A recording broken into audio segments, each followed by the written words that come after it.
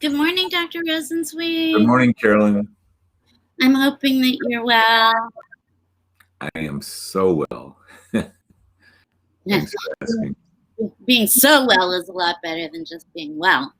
I am so well as well. Okie dokie. Here we go.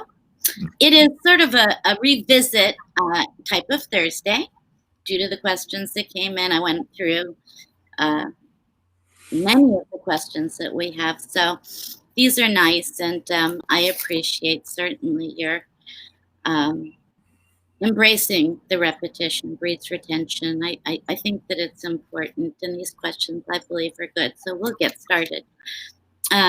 We spoke a lot on Tuesday about high sex hormone binding globulin, and this question came in regards to what happens if your sex hormone binding globulin is really low, and you've been told this by your doctor. Can it be too low? Mine is 43, which to me I don't understand that.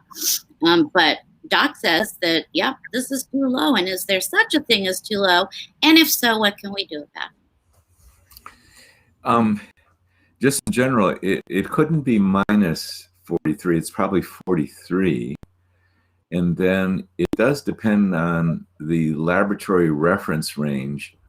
My suspicion is that this is, I know the two laboratories that are most prominent, and this is a little low, but not horrendously low. I've seen sex hormone binding globulins in women that were close to 0. And let's get the bigger picture here.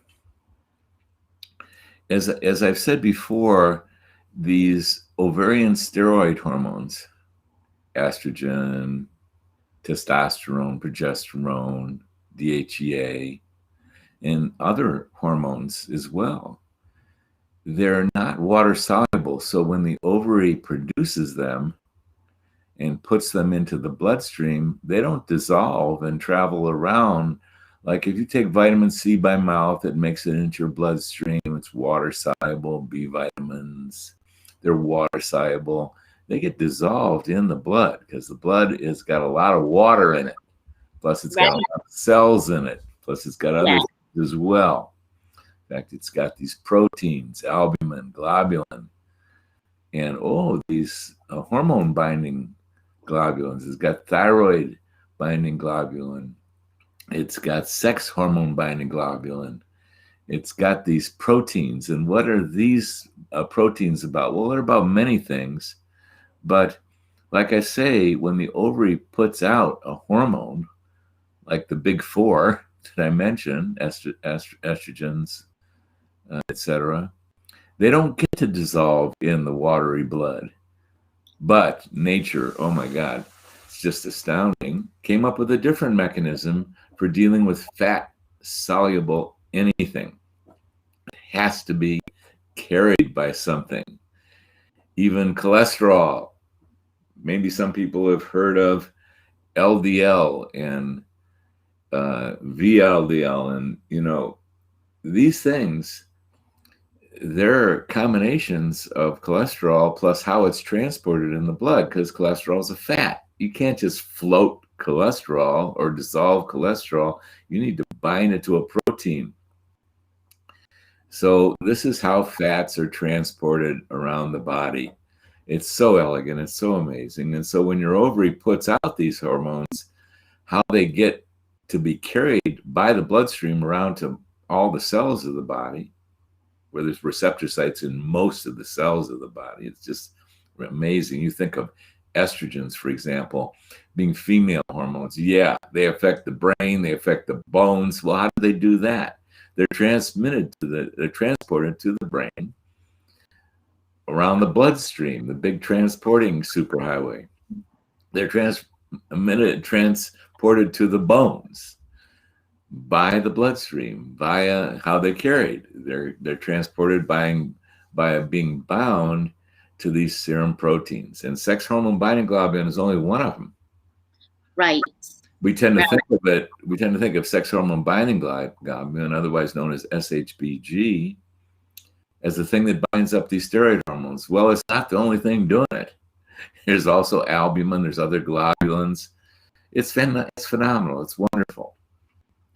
And, you know, normal amounts of sex hormone binding globulins can be tested, can be found just on a simple blood draw.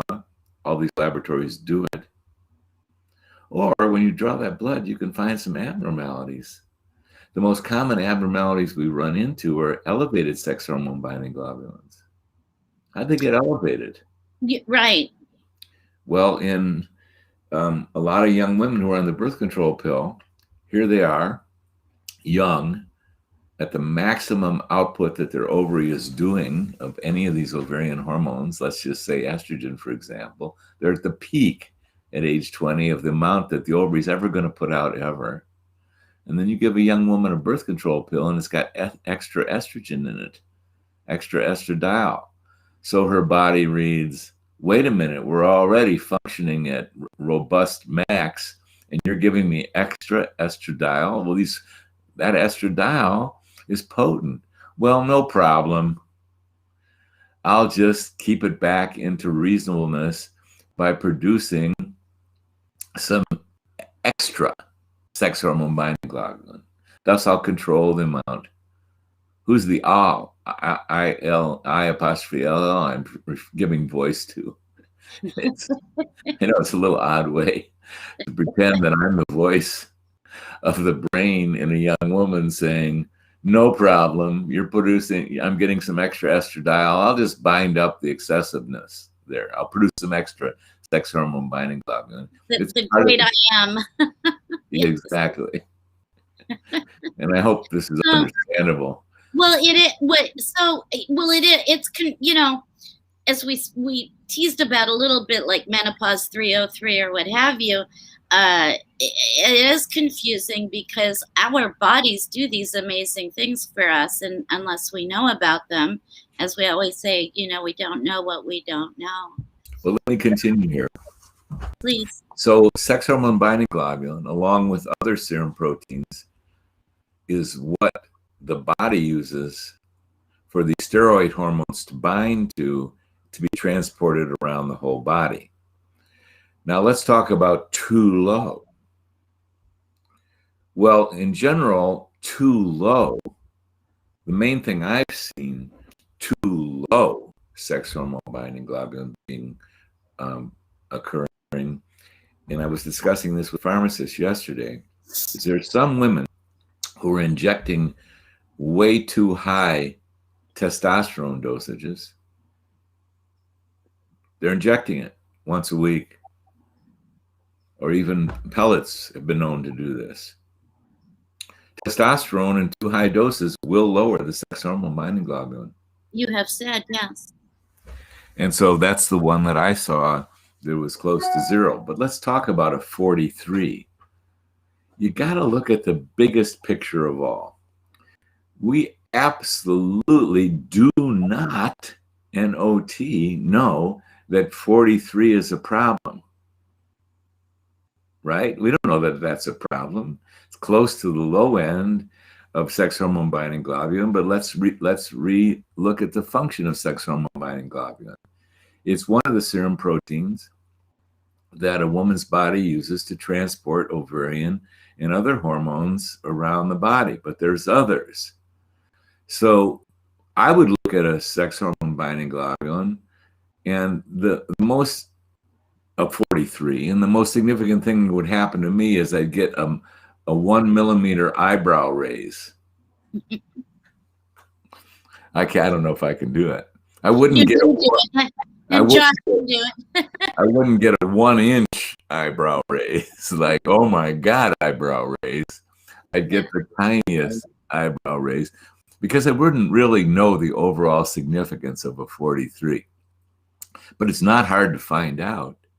The process is exactly the same as with every single woman.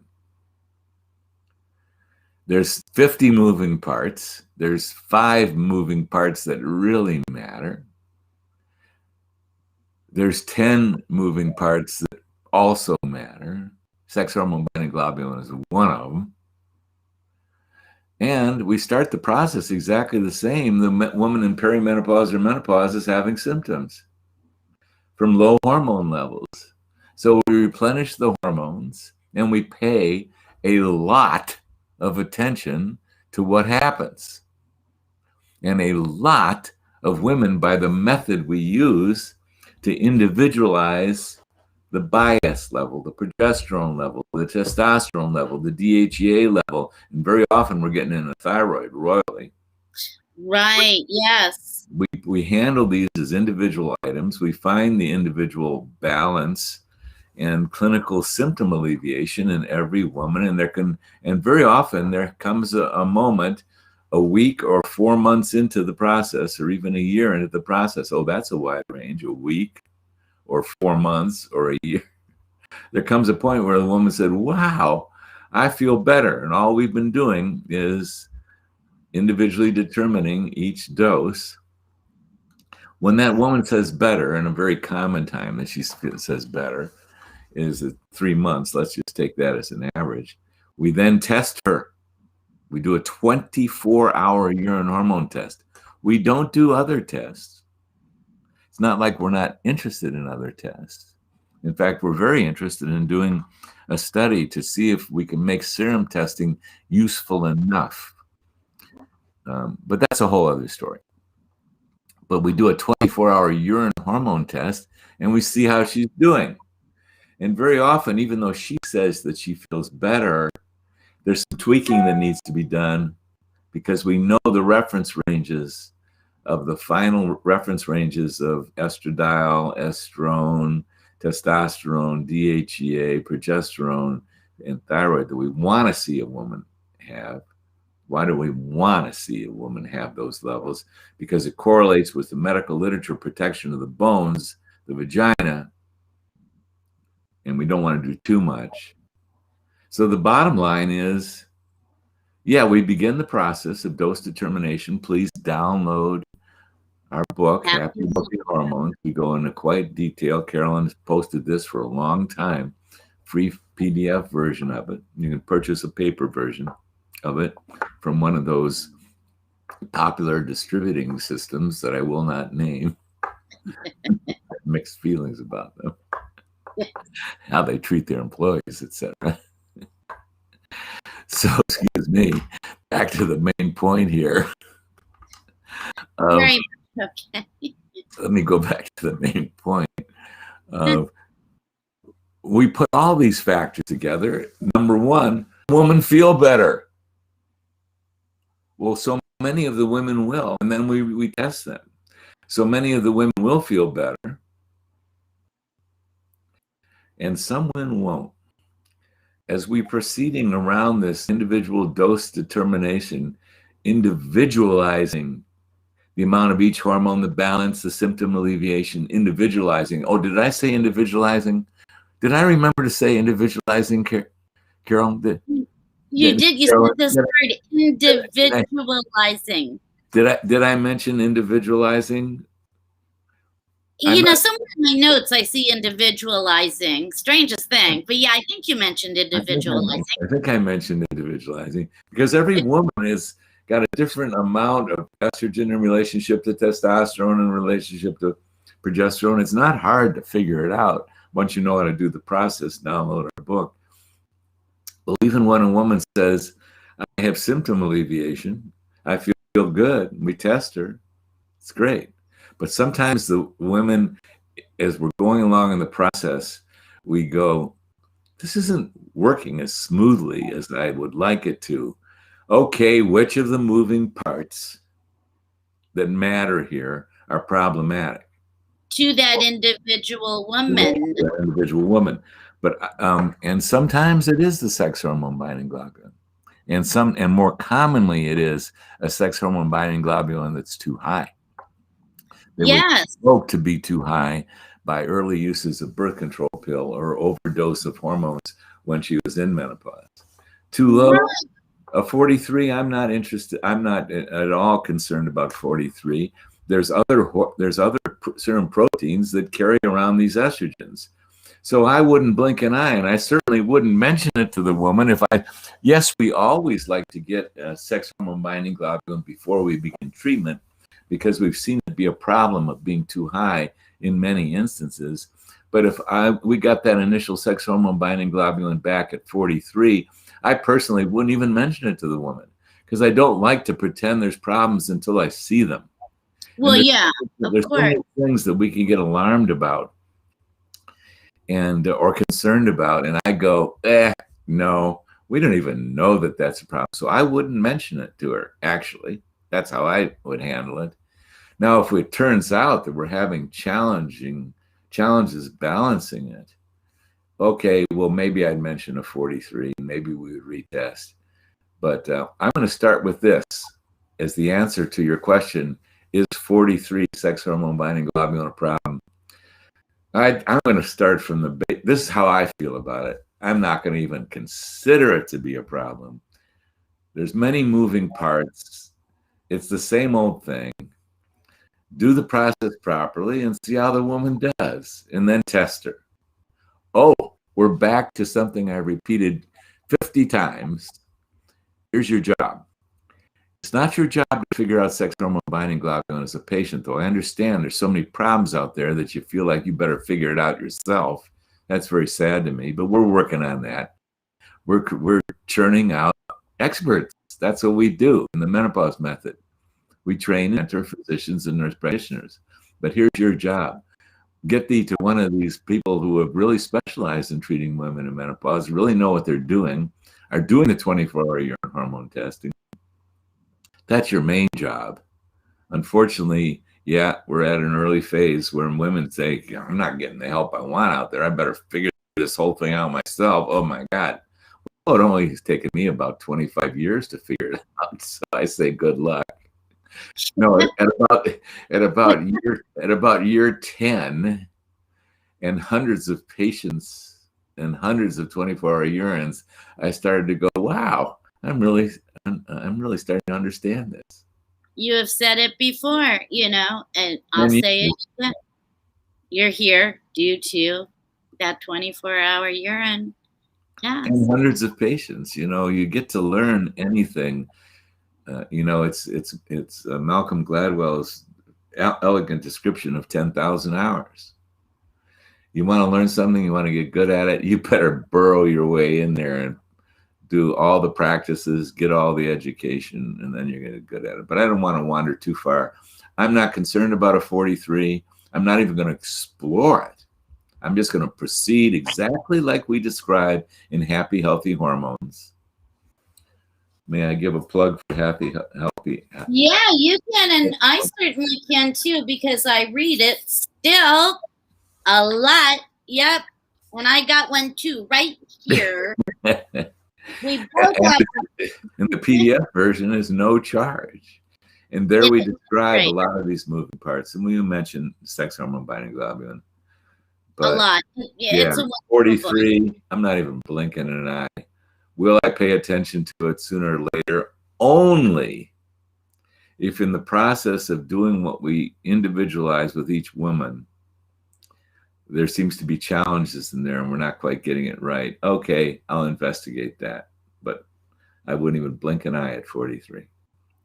Okay, well, thank you for that answer, because I think that maybe not me, you help to make that woman feel a lot better in regards to that.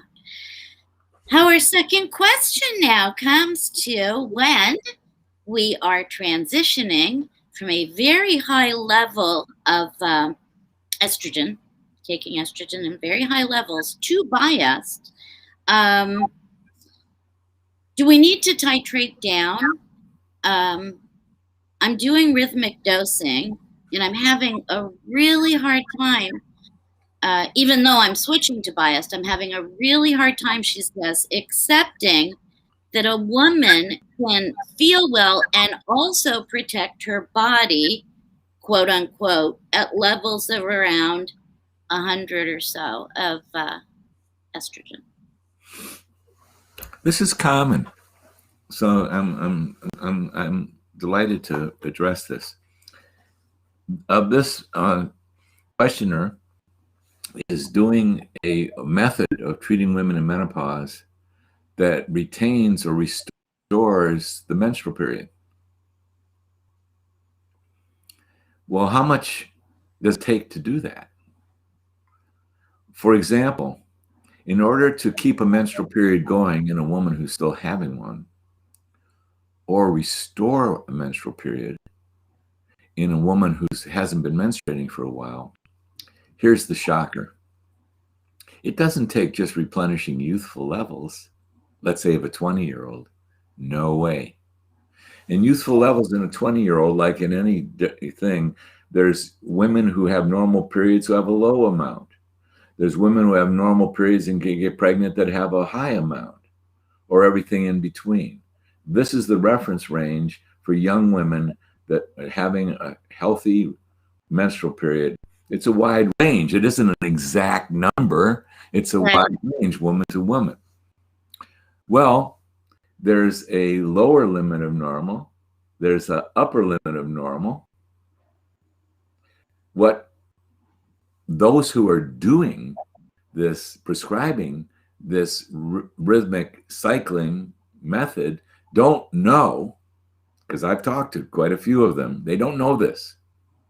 They are producing levels, they're needing levels of estrogen that are 3 to 8 times the upper limit of normal. That means they are treating with dosages of estradiol that produce levels of estradiol plus estrone, the potent estrogens, in a 24-hour urine hormone test that are 3 to 8 times the upper limit of a young woman.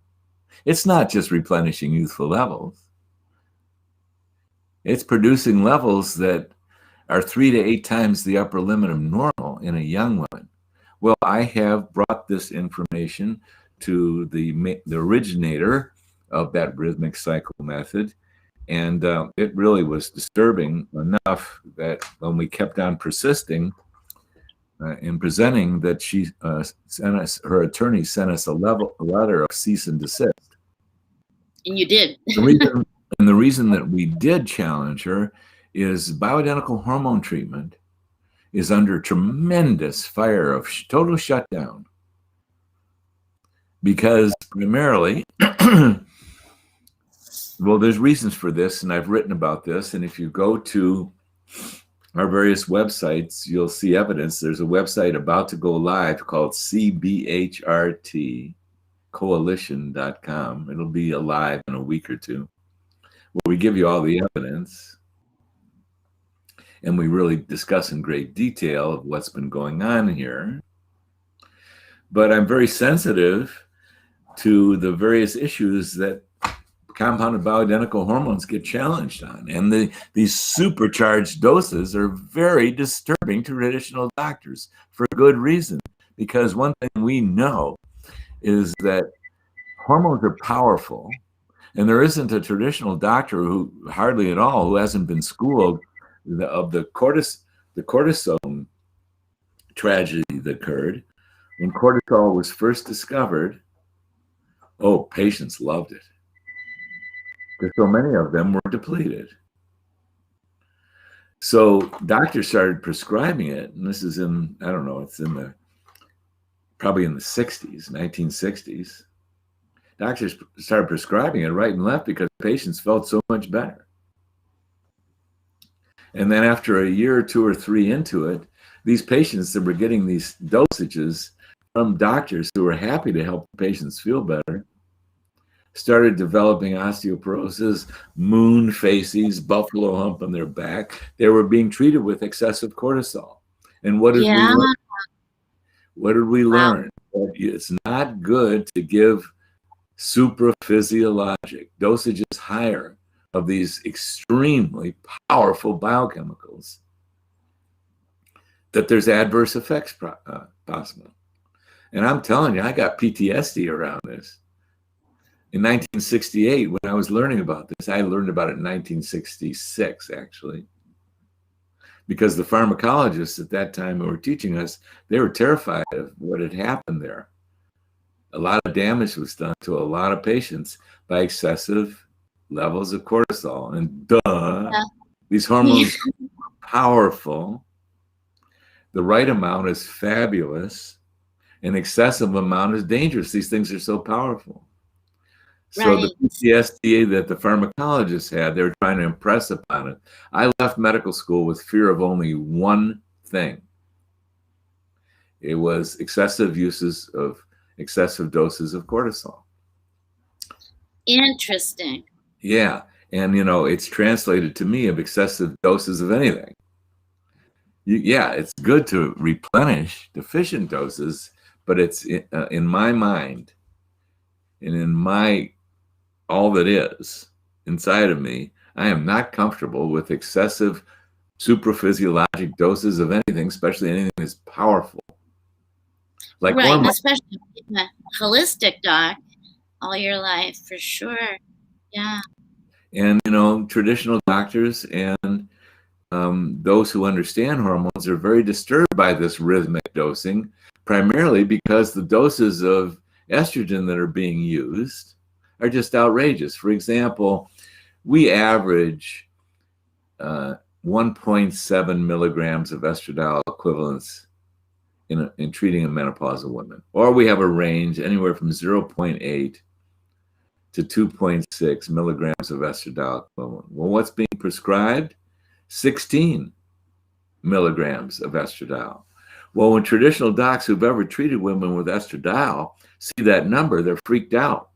They think something's wrong, and they are attributing it to all compounded bioidentical hormones. That's the background.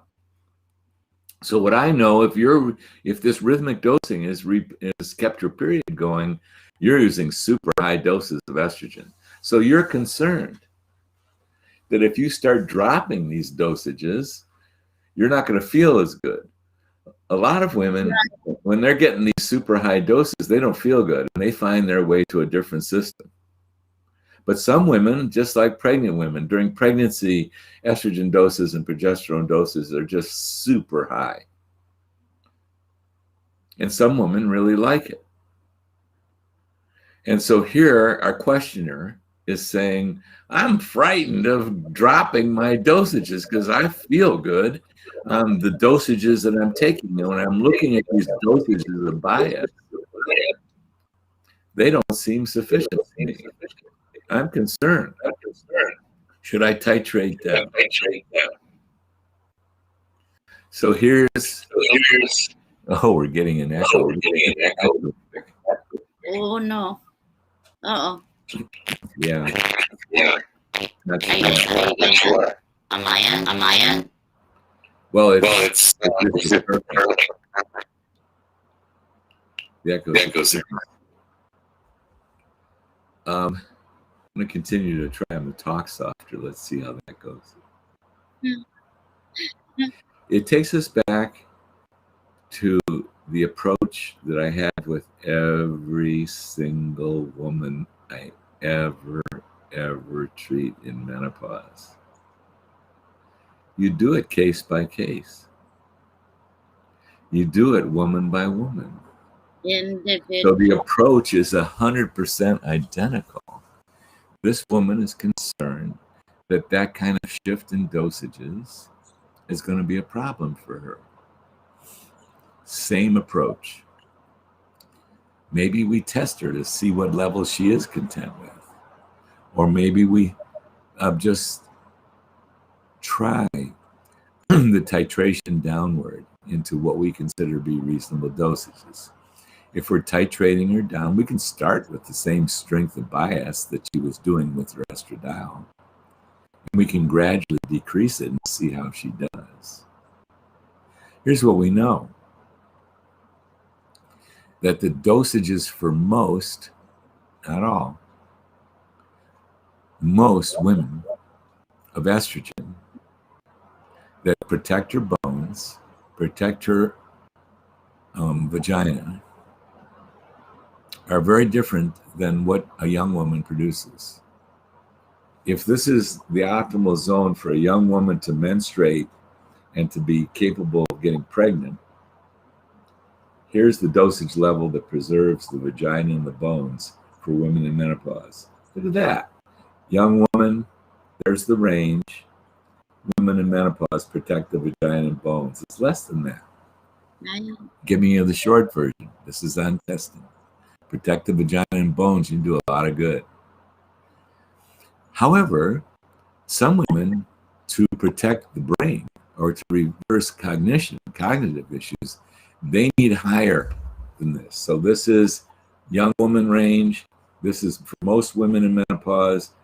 This is the range less than the young woman range. Some women need higher levels of estrogen.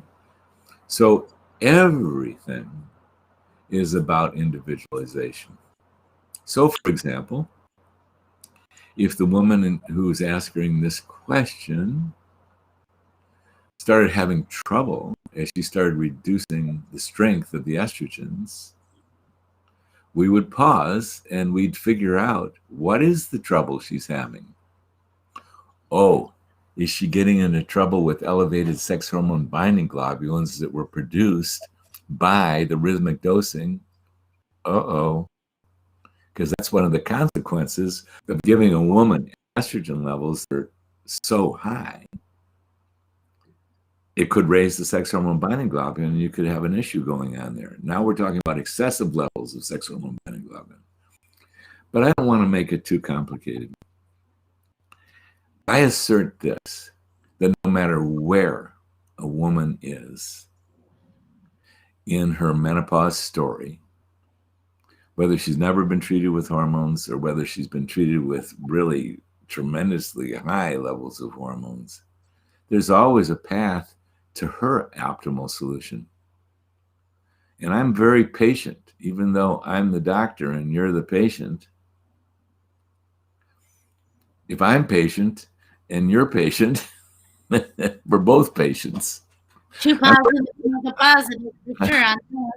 I'm really the patient. I don't know why Yes. they call me the doctor, because I'm required to have a high level of patience. And you do. I'm hoping I'm confusing you around the word patient. You're the patient, I'm the patient, or I better be patient, and you need to be patient.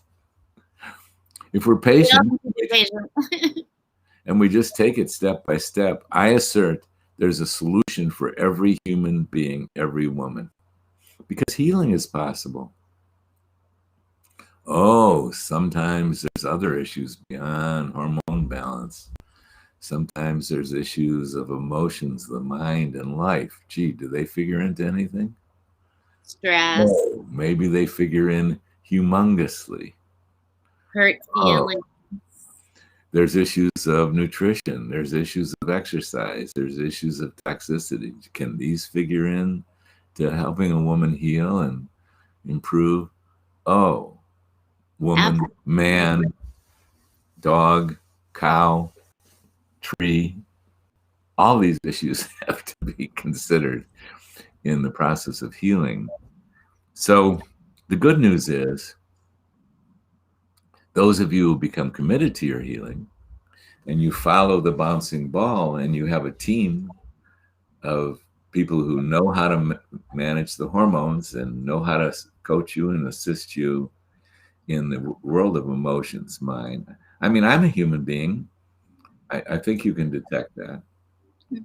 I'm a human being. If you enjoy what I say, yes, I've invested a tremendous amount of time and energy into medicine.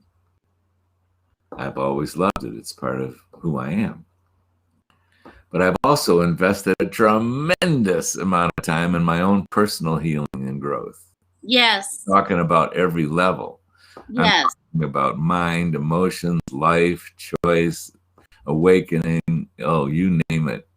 You've done the work. 5 years doing that, and I continue to do the work. I was having a discussion with a dear friend of mine about, we're so excited about this new body of knowledge that we've just encountered around love and learning how to be a loving man. Oh my God, it's staggering. So here's my message. Yeah, you're on a rhythmic, and you're on a rhythmic protocol, and you want to know, can I make a transition because maybe I don't want to be on a rhythmic protocol? Yeah, anything's possible for anyone who wants to heal. It's just finding the path, and there's many moving parts, and it isn't just better living through biochemistry. So, Right. but here's what I'm certain of: healing is possible. I'm certain of that. Yes. I've encountered in myself and primarily in patients conditions and diagnoses that you couldn't even believe, severities that you wouldn't even want to look at. You wouldn't even want to hear the severities. Yeah. Someone has healed.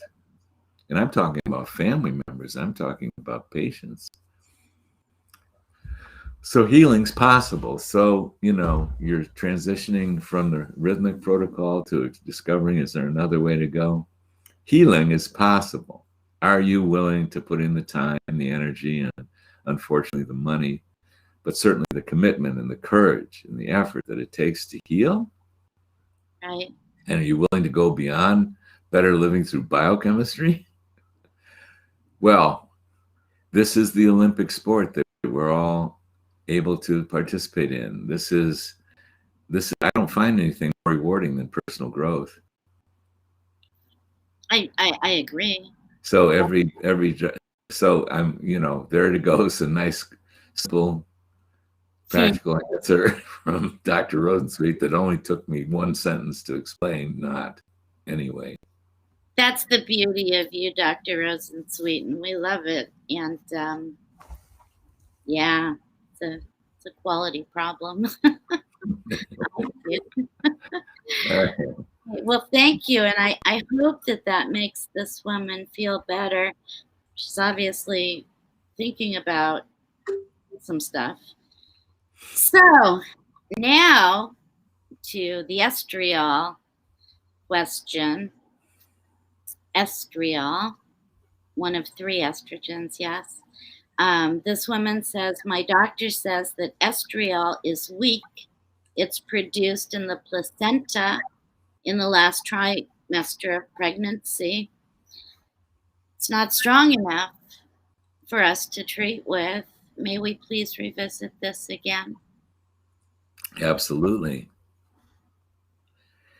A woman's ovary is producing a family of hormones, and one of the family members is called estrogens. And estrogens, there is no hormone called estrogen. Estrogens refers to several hormones. And let me tell you the big three. And we call them, we nickname them E1, E2, and E3. And it's E2, which is an abbreviation for estradiol, that is the most potent estrogen that a woman's ovary puts out. But it's not the only bioactive estrogen that a woman's ovary puts out. She also puts out E1, otherwise known as estrone. And when you add up her estrone, let's say if we're looking at 24-hour urine hormone testing, she's putting out a little over twice as much estrone as she is estradiol. Or let me say this way, since hormones can be measured beautifully in the urine, and we do a 24-hour urine on a young menstruating woman in her third week, what's healthy, what's normal, what's common is we collect twice as much and a little more estrone than we do estradiol. That's what we see that ratio is. Got it. Estrone's the whole story, and estrone's about 80% as potent as estradiol is. And then there's a third bioactive hormone. It's about an eighth as potent as estradiol. It's called estriol, or E3. It's definitely got some potency. There was a time in Japan and Europe where estriol was one of the main single hormones prescribed for women in menopause. Why in the heck did they do that? I'll get to that in a minute. So estriol is bioactive. It was sufficient to satisfy a lot of women in Japan and Europe as the only hormone that they were being given, estriol, E3. When you test a young woman on week 3, she's got more estriol than she's got the sum of estrone and estradiol. In fact, medical studies, one of them done in 1970, Well, she's got 1.3 times as much estriol as she's got the sum of estrone and estradiol. And I repeated that study about 5 years ago, funded to do so by a laboratory, bless their heart, pioneers. Andy Brawley, thank you very much. Bob David, thank you very much. They funded a multi-year study in which I wound up interviewing 600 young nursing students because they were the ones who were willing to do the testing. Supposedly healthy young women. Out of that, we got about 100 urines. Sort of gives you an idea of the ratio of healthy to, not exactly healthy. Yeah. A lot of them stressed, of course. And we came up with a similar ratio, 1.1. That means that these young women had 1.1 times as much estriol as they had the sum of estrone and estradiol in their 24-hour urines. So the statement that estriol is only a product of the placenta is absolutely 100% incorrect. Every single cycle, a young, healthy woman produces 1.1 times as much estriol as she does the sum of estrone and estradiol, even though estriol is weaker. Oh, now let me take you down. Let me turn up the volume on the microscopic view of these. Look out, folks. A young woman, every single menstrual cycle prepares for a possible pregnancy.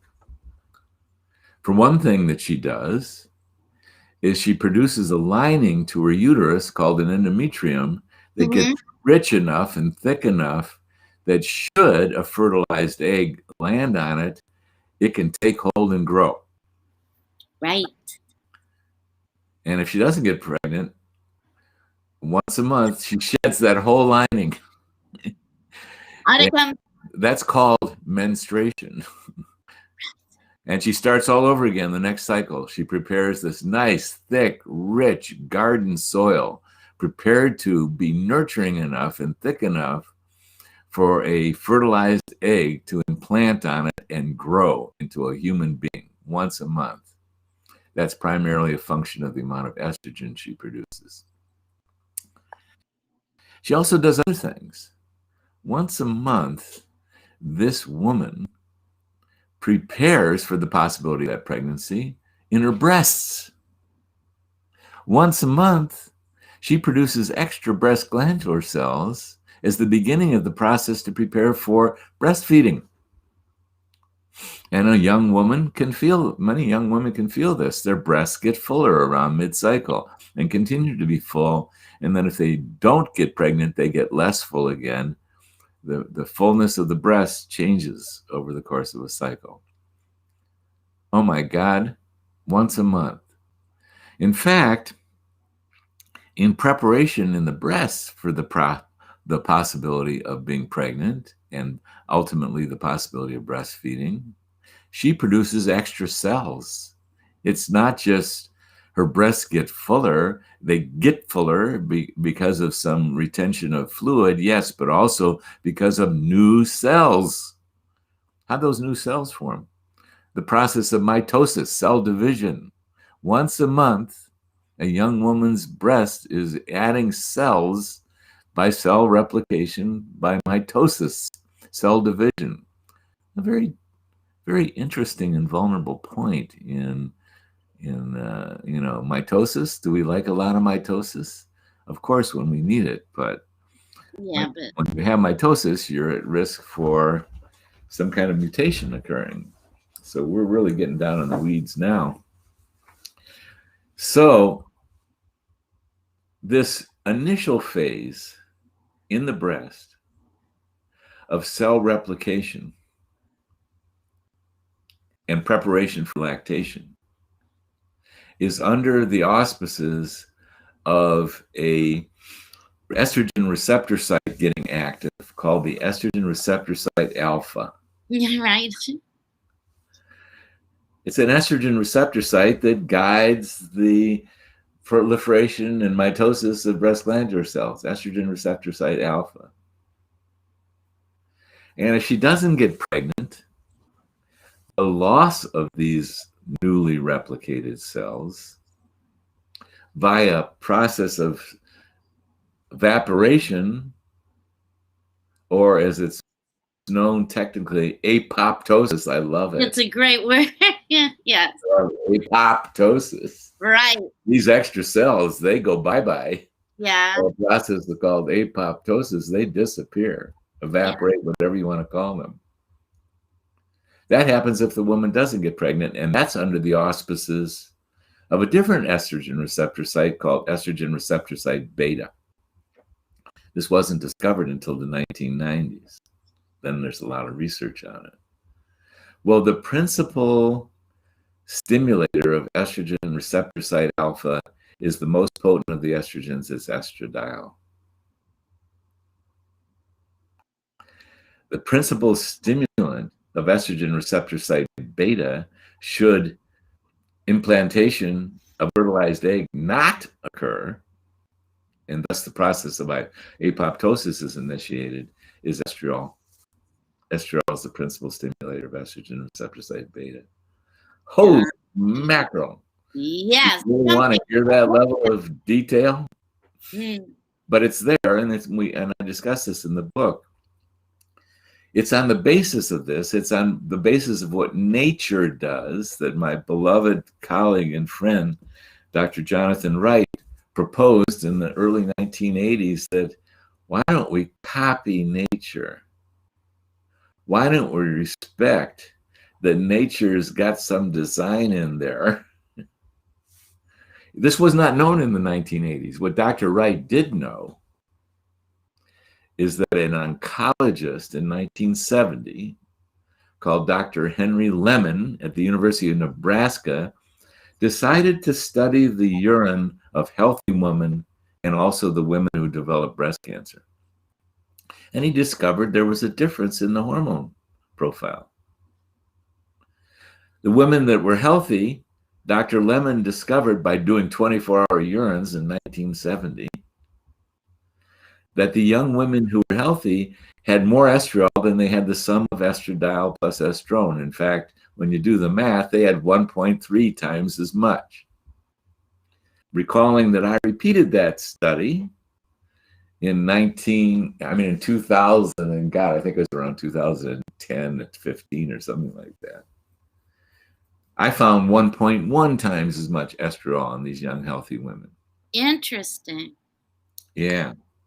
Blew me away that I was that close to what Dr. Lemon found. Yes. And Dr. Lemon also found this, that the women who had breast cancer had much lower, less than 1. I forget what his average was, but it was not 1.3. It was like 0.6 on the average or something like that. Much less estriol in the women who had breast cancer. Now I want to pause for a minute. Breast cancer is a profound illness. And it's a healable illness, but it's profound.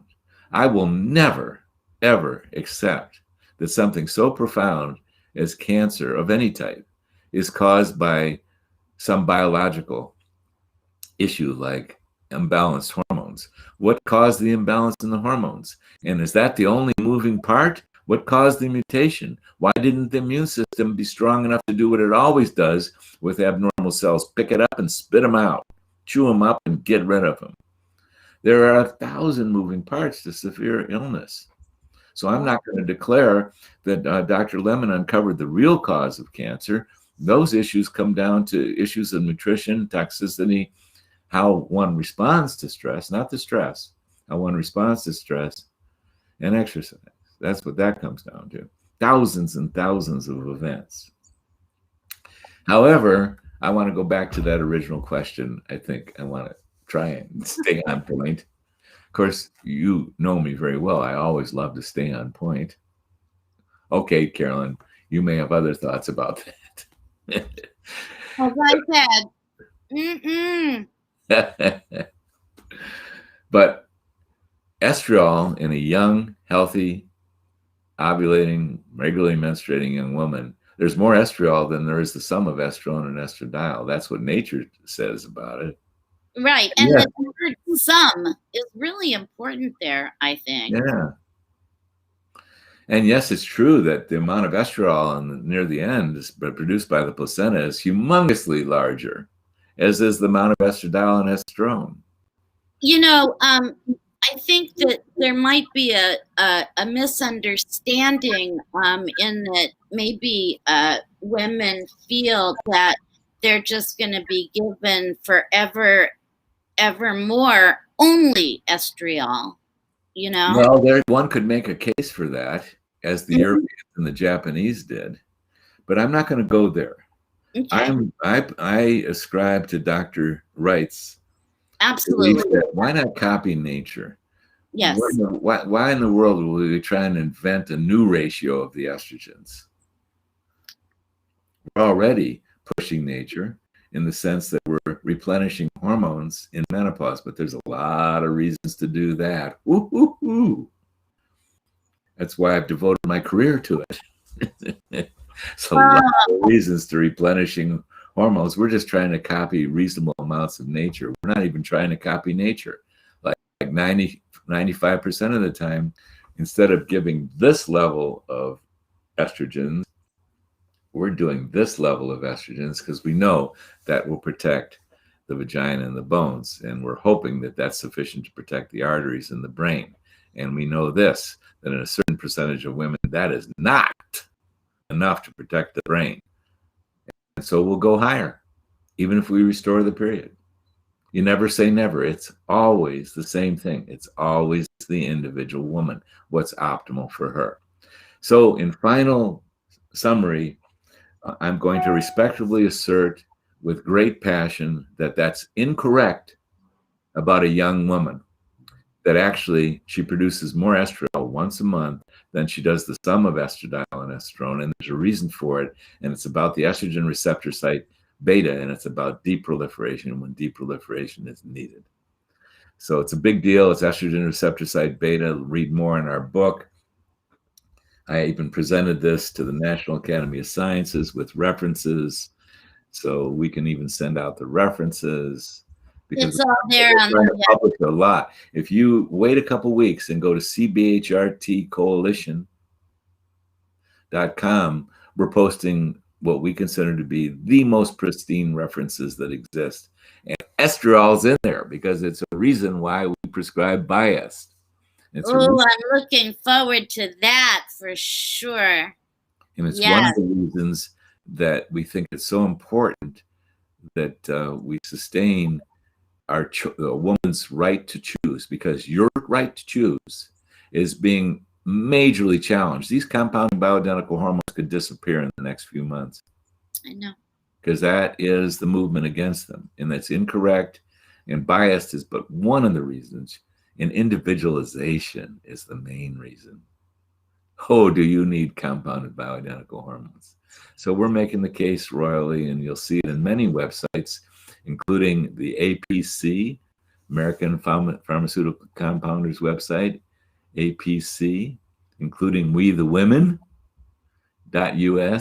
That's about to go live in a couple of weeks.